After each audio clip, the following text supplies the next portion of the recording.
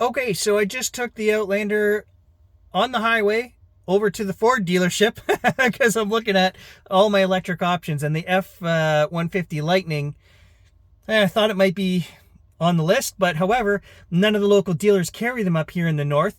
And the guy says to me, well, I don't want to bring a truck in and waste putting kilometers on it for you to take a test drive.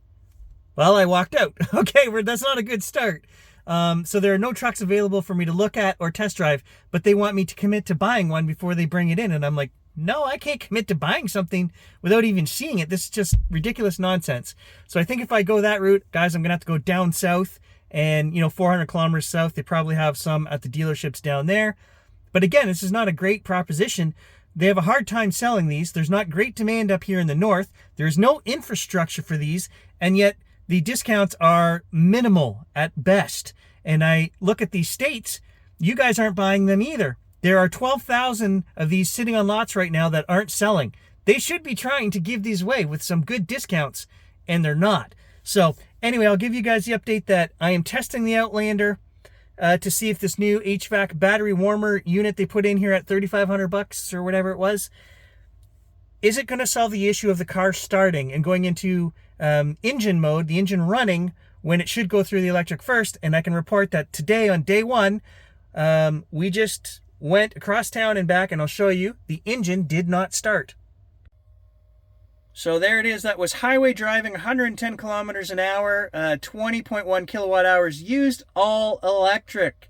So is that resolving the one issue? I don't know.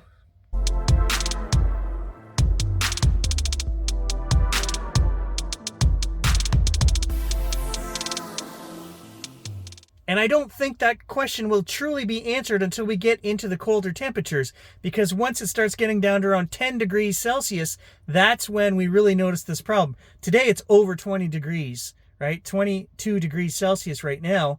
And when it's warm like that, it tends to go through the electric first. Remember, when I bought this car, we did the testing. The videos are on the channel. It went through electric first for the 4 years, no matter what the temperature was, including minus 30 degrees Celsius, because this car has the battery warming system on it. But then after 4 years, it stopped doing that, and then the engine would kick on all the time.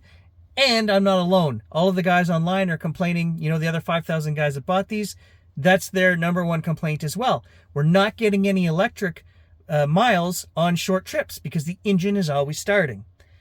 I'll keep you posted whether this change of HVAC battery warmer actually does anything. Does it resolve that? I don't know. I can't answer that now. It's still too hot out. Okay, so I am heading down to the Hyundai dealer to test drive the Ioniq 9. They have two calligraphy models, which is the top line in that we can actually test drive. I don't want to pay for a calligraphy at $85,000 plus tax, but I do want to test the vehicle and see how efficient it is, and when I put it in coasting mode, how much power it has when we take off, how much comfortable is the ride, how much technology is in it. I want to take a good look at it.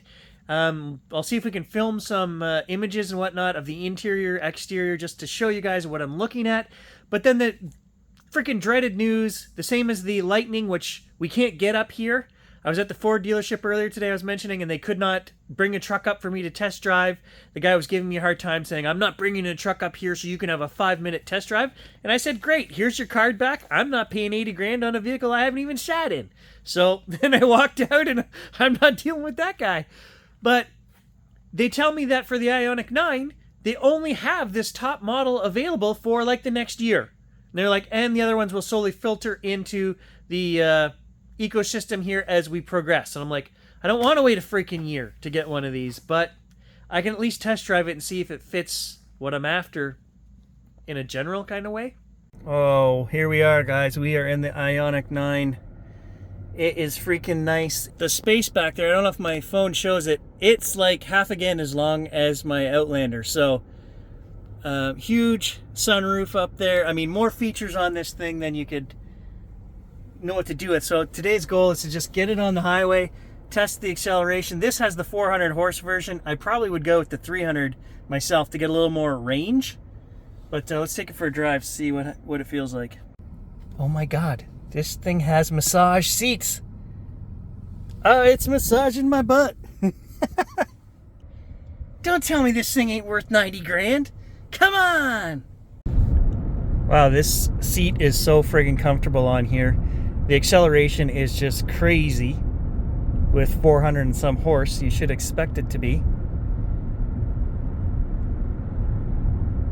And it coasts very good. It has a B0 braking paddles, or right here, plus and minus, just like the Mitsubishi Outlander. So you can put it on B0, which is what I have right now, which is really going to extend our range. That's how I extend it so well with the Outlander, is just coast. Coast as much as you can.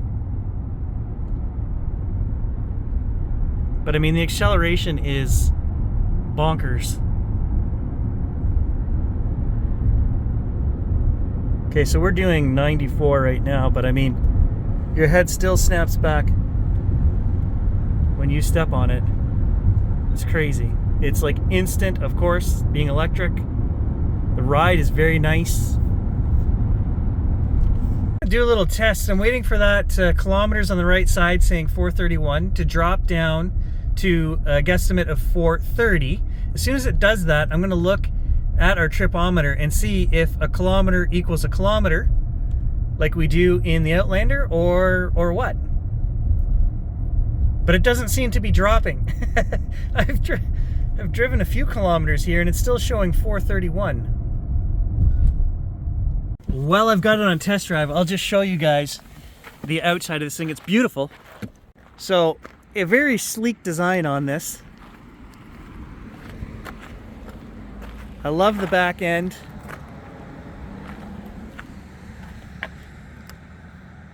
Where's the button? There's the button.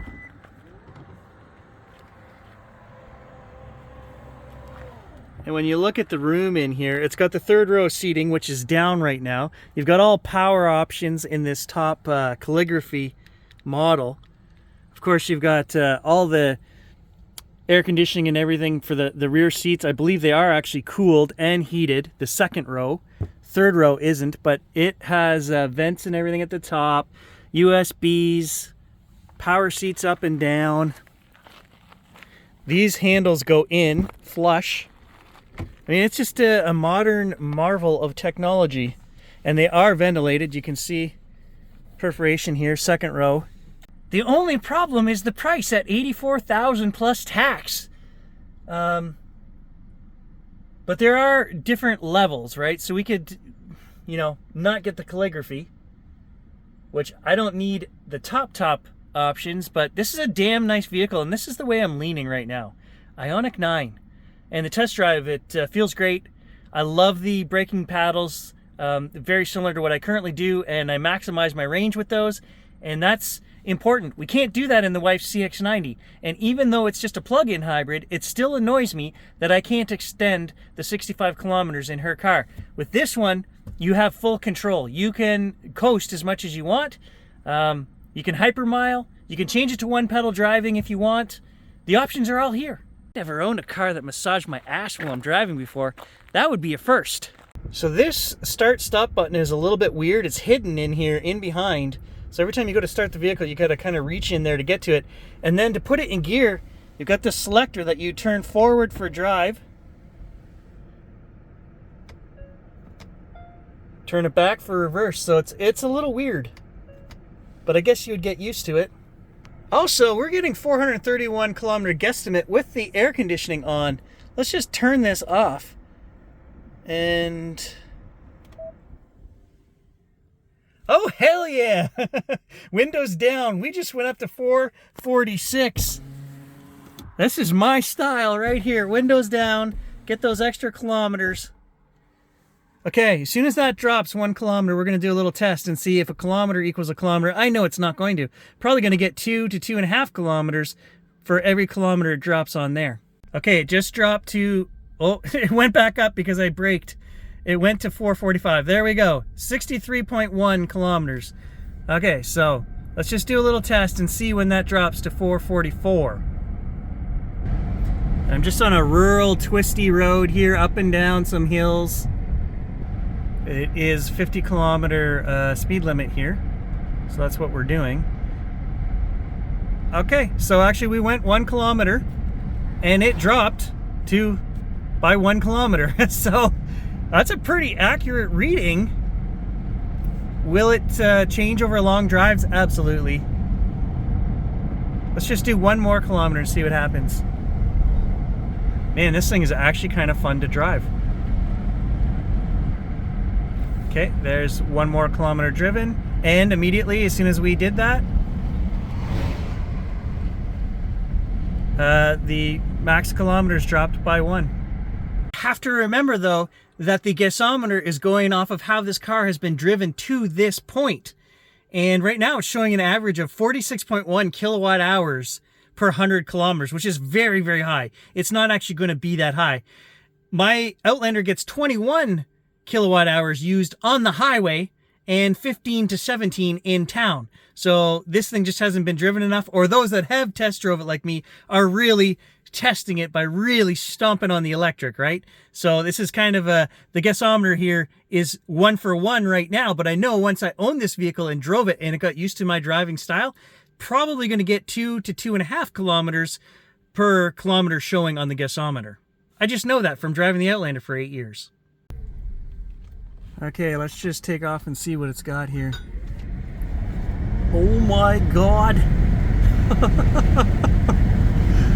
Woo! Yeah, no, that's crazy. This will do 0 to 60 miles in like 4.4 seconds. It's crazy. Final update for this video. I now have 586 kilometers on the Outlander, so that's how far I've driven it since I got it back. Since the last time it put itself in limp mode and left me stranded on the side of the road. I'm not convinced that they fixed it by replacing this HVAC warming system, because I drove it 1,100 kilometers the time before that, and then it left me stranded on the side of the road. So we have a lot more testing to do. I have been testing a couple of things. It has not started the engine since they've replaced that system. Now, it is summer and it is plus 20 degrees every day, so it is going through the electric first. As I mentioned, we won't know until the fall gets here. Lower temperatures closer to 0 degrees. Will the engine be starting? I don't know. If it doesn't, I'm going to be very upset, because we drove this car for 4 years and Mitsubishi should have known. They said, oh, we know there's a known issue. That's why we're replacing that HVAC system. They should have known and been on replacing this 3.5 years ago. And all the guys online are complaining about the same issue. So there just seems to be no communication throughout this company, from dealership to dealership. And even Mitsubishi Canada tells me, oh, they're all independently owned. Deal with your local dealer. The second thing is that I've been testing is the charging system in here. There's something funny with the charging system. Okay, so I've noticed something else wrong with the Outlander that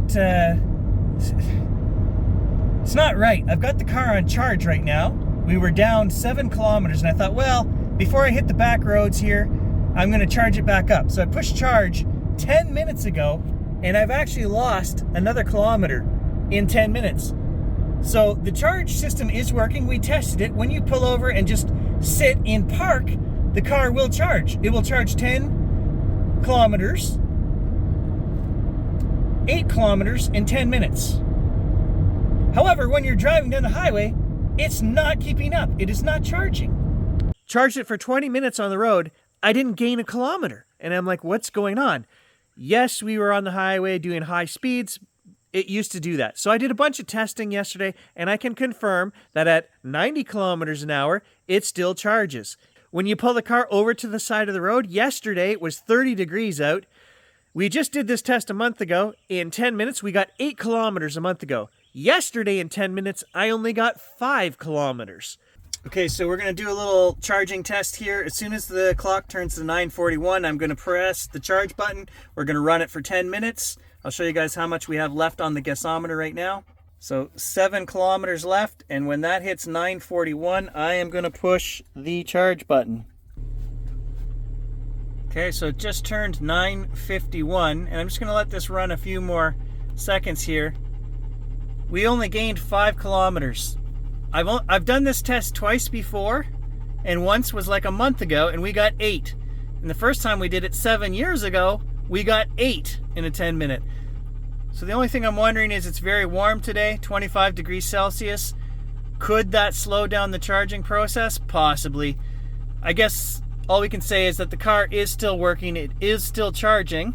It is still charging under all circumstances, except at 100, over 100, I noticed it wasn't keeping up.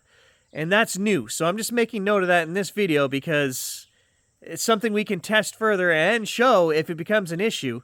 Now, is that because of the state of battery in here? I don't know. The charger is still working. If you pull over, put the car in park, let it run for 10 minutes, you're getting between 5 and 8 kilometers added back to the battery, so it is still working. But again, these are things you have to do on your own because the dealership doesn't even know. They couldn't tell you how many kilometers you're going to get when you push that charge button, when you're driving or when you park or when you're doing this speed or that speed. They don't know. They don't care. And that's what you have to realize when you buy one of these. As an owner, you're going to eventually, probably maybe even some of us right from the start, know more about the vehicle than those that are selling it to you. So the conclusion I came to in my own head, flip-flopping Gary here every day. That's what, you know, Slippin' Jimmy? Better Call Saul? Well, it's flip-flopping Gary from the Mitsubishi channel here. I want to keep this car. I want to keep it for my daughter. If it would run the way it's running right now, there's no point in buying somebody else's piece of junk for my daughter. This is the perfect car with $10,000 plus in new parts on it. It's the only thing that makes sense is to keep this for the third vehicle. They don't want to give me anything for it, but it's worth a hell of a lot more than $7,000 for me to keep it in the garage. It's already paid for if it would just run. So I've got more testing to do. And all I can do is drive it until it leaves me stuck on the side of the road again. So when that happens, you guys will be the first to hear about it. Well, maybe Mitsubishi will be the first to hear about it, but you'll be a close second.